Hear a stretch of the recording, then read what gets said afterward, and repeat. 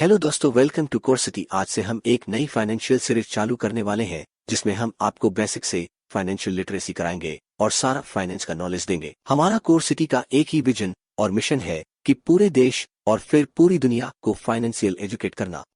जैसा कि हमने आपको पिछले वीडियो में फाइनेंशियल लिटरेसी का डाटा बताया था कि कितने प्रतिशत भारतीय फाइनेंशियल एजुकेटेड है, तो उसमें हमने जाना था कि भारत में कुल मिलाकर 27% लोग फाइनेंशियल एजुकेटेड है। तो हमने डाटा तो जान लिया, पर अब उस डाटा के आंकड़े को बढ़ाना है। तो अब हम फाइनेंशियल लिटरेसी की सीरीज को चालू करते हैं। तो सबसे पहले हम जानते हैं कि फाइनेंशियल लिटरेसी होता क्या है। आपके पर्सनल फाइनेंस को मैनेज करना, आपके उन पैसों का बजट करना, आपके उन पैसों को सेव करना, आपके उन पैसों को इन्वेस्ट करना, इन सब चीजों का ज्ञान होना कि यह सब चीजें कैसे की जाती है, इन सभी चीजों को फाइनेंशियल लिटरेसी कहते हैं। फाइनेंशियल लिटरेसी की सीरीज में सबसे पहले हम जानेंगे कि पर्सनल फाइनेंस क्या होता है। पर्सनल फाइनेंस में तीन चीज आती है। पहला कि आप जो पैसा कमा रहे हो उसको मैनेज कैसे करना है, दूसरा उन पैसों को सेव कैसे करना है, और तीसरा उन पैसे को इन्वेस्ट करके ग्रो कैसे करना है।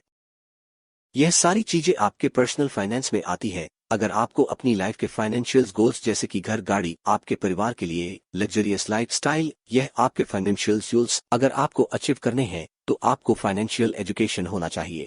तो बात करते हैं कि फाइनेंशियल लिटरेसी के जर्नी में सबसे पहला काम आने वाला टूल जो कि है बैंकिंग। बैंकिंग में सबसे पहली चीज आती है बैंक अकाउंट्स। बैंक अकाउंट दो तरीके के ज्यादा होते हैं, पहला सेविंग अकाउंट और दूसरा करंट अकाउंट। अब इन अकाउंट्स के बारे में थोड़ा बात कर लेते हैं। सबसे पहले आता है saving account. Saving account mainly आपके सेविंग के लिए होता है, जिसमें आपको पैसा रखने पर लगभग 4 से 6% का ब्याज मिलता है। यह बैंक टू बैंक वेरी करता है। दूसरा आता है करंट अकाउंट। यह मेनली बिजनेसमैन यूज करते हैं और इसमें आप शॉर्ट टाइम में पैसे जमा या विड्रॉ कर सकते हो। इसमें आपको पैसे रखने पर कोई ब्याज नहीं मिलता है।